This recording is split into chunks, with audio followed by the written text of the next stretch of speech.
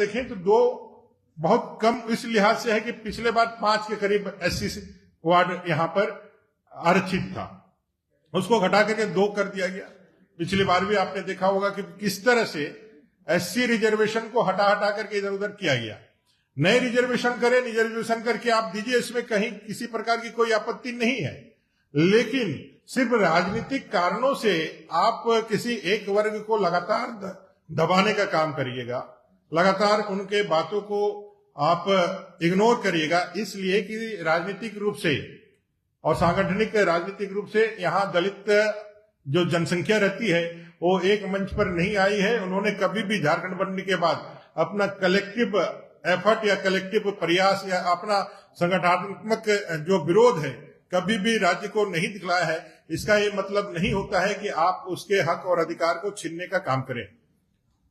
जिस तरह से रिजर्वेशन की पॉलिसियां को आगे बढ़ाने का काम किया, चक्रानुक्रम सभी नगर पंचायतों में सभी जगह पहले जो था उसको हटा करके जनसंख्या को आपने आधार बना करके इसको आगे बढ़ाने का काम किया है। उसमें भी बहुत सारी त्रुटियां हैं। आप जिस एक मंतव्य के साथ किसी एक नगर निगम को आपने जो रिजर्वेशन किया, वही मंतव्य, वही विचार, वही आधार जो है दूसरे जगह जाते जाते टूट जाता है। तो बहुत सारी त्रुटियां हैं, और ऐसी त्रुटियां सिर्फ इसलिए है कि इस राज्य सरकार ने मन से नहीं, कोर्ट के दबाव से और भारतीय जनता पार्टी के लगातार मुखरता के साथ नगर पंचायतों की चुनाव की जो मांग है उसके दबाव में आकर के उन्होंने जैसे तैसे इस पूरे काम को निष्पादित करने की दिशा में आगे बढ़ने का काम किया है। और इसका खामियाजा यहाँ रहने वाले एससी, एसटी, ओबीसी और बाकी जो समाज के लोग हैं उनके प्रतिनिधित्व का जो संवैधानिक अधिकार है उससे वंचित होने के कारण हो रहा है। तो मेरा यहाँ आज इस प्रेस कॉन्फ्रेंस के माध्यम से इस दलित विरोधी सरकार, इस एसटी विरोधी सरकार, ओबीसी विरोधी सरकार, इस तमाम झारखंड विरोधी सरकार से यह आग्रह या मांग करते हुए कि आप जो काम कर रहे हैं उसमें पारदर्शिता आए, उसमें संवैधानिक जो मान्यताएं हैं, जो संवैधानिक व्यवस्थाएं हैं उसके अनुरूप वह कानून के रूप में आगे आए और उसको लेकर के आगे बढ़ाने का काम करें ताकि सभी को न्याय मिले। ये सामाजिक न्याय का भी विषय है।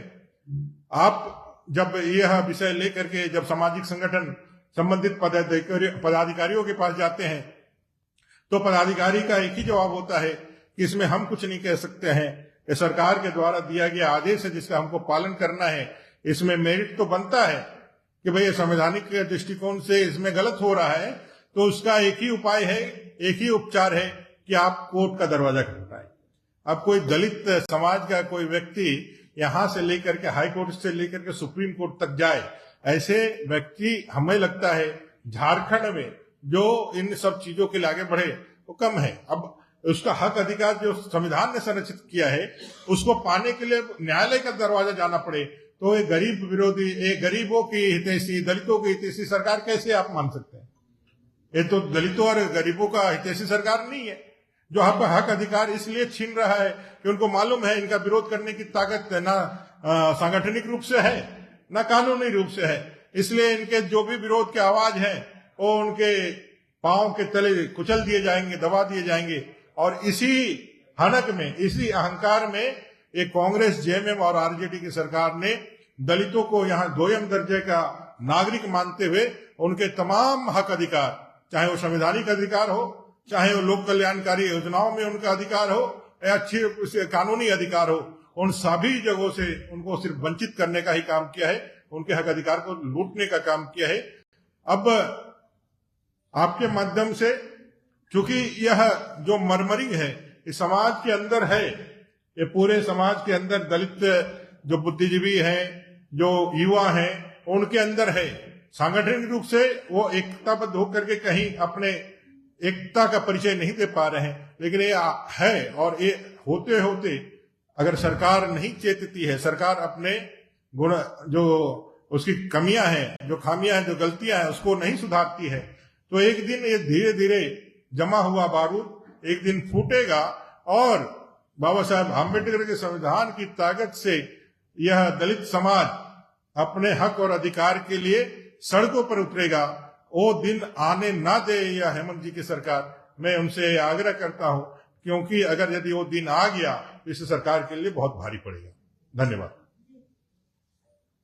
इसमें दो तीन सवाल खड़ा हो रहा है कि आप कह रहे कि पॉपुलेशन को एक जगह आधार बनाया, दूसरे जगह छोड़ दिया, रिजर्वेशन का फॉलो नहीं किया।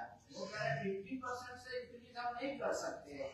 आप 50% एसटी और ओबीसी का जोड़ लीजिए, उसमें 2 जोड़िएगा तो एससी के लिए 2 ही बचेगा, 50% पूरा हो जाएगा। इसीलिए वैसा किया गया है।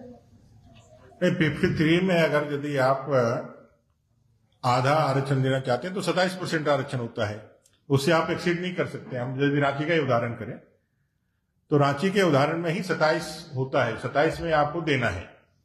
तो 27 में जब आप देना है 50%, तो उसमें आपको रखना होगा कि नहीं 10% जो आप यहां पर कानूनन माने हुए हैं, आप उसको दीजिएगा कि नहीं दीजिएगा। 55 का भी यदि आप 10, 28 और 14 इसको यदि करेंगे तो 27 से एक्सीड नहीं करेगा, वो 27 से एक्सीड नहीं करेगा, वो 27 के अंदर ही आएगा। इन लोगों ने सिर्फ और सिर्फ नगर क्षेत्रों में कैसे बीजेपी के हाथ से यह निकले और कैसे ये पूरे मामले को उलझाया जा सके, फिर कोई कोर्ट चला जाए, फिर कोई ऐसा बात हो जाए कि यह जो चुनाव है रद्द हो जाए, ये इस मनसा से इनका जो है कदम आगे बढ़ाया गया है। इनकी मंशा कभी भी नहीं रही है कि भाई यहाँ के जो चुनाव हो, यहाँ के नगर पालिका हो, नगर पंचायत हो, इनके चुनाव हो, 15th फाइनेंस के माध्यम से जो अपने पंचायतों में त्रिस्तरीय सरकार है उनके माध्यम से गांव क्षेत्र का उन्नयन हो, ये कभी इनका नहीं रहा। संवैधानिक व्यवस्थाओं में इनकी कोई मान्यता ही नहीं है। सूचना आयुक्त का मामला हो, लोक आयुक्त का मामला हो, बाल आयोग का मामला हो, महिला आयोग का मामला हो, उन तमाम पाबंदियां जिनके माध्यम से सरकार के जो निरंकुशता है, इनका स्वच्छता है, उस पर अंकुश लगाया जा सके संवैधानिक व्यवस्था में, वो सारी चीजें इन्होंने दरकिनार करके रखी हुई है। वो कभी भी उनको यहाँ स्टेब्लिश नहीं करना चाहती है। 6 साल हो गए, आप सूचना आयुक्त, लोकायुक्त का आप यहाँ पर गठन नहीं कर पाए हैं, आप यहाँ महिला आयोग का गठन नहीं पाए हैं, यहाँ बाल आयोग का गठन। ये सारी चीजें सिर्फ इसलिए कि संवैधानिक मान्यताओं से परे जाकर के इनकी लूट और झूठ की सरकार चलती रहे, कोई अंकुश लगाने वाला ना रहे और इनका तानाशाही व्यवहार जो है पूरे चरम पर जा सके। आज ना खाता ना बही, हेमंत सरकार जो कहे वही सही, इस लिहाज से सरकार आगे बढ़ रही है।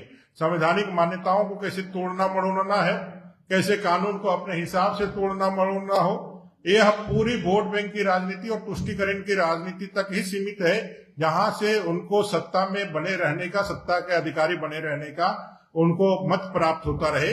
कहीं से भी न्याय मिले, लोगों को उसका अधिकार मिले, इस सरकार की कोई मंशा नहीं है।